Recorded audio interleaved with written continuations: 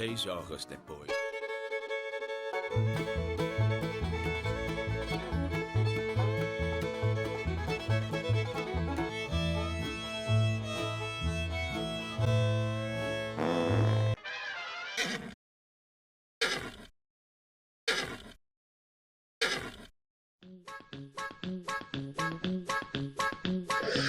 É uma tabajarice esse Brasil, né, cara? É uma tabajarice esse Brasil, né, cara?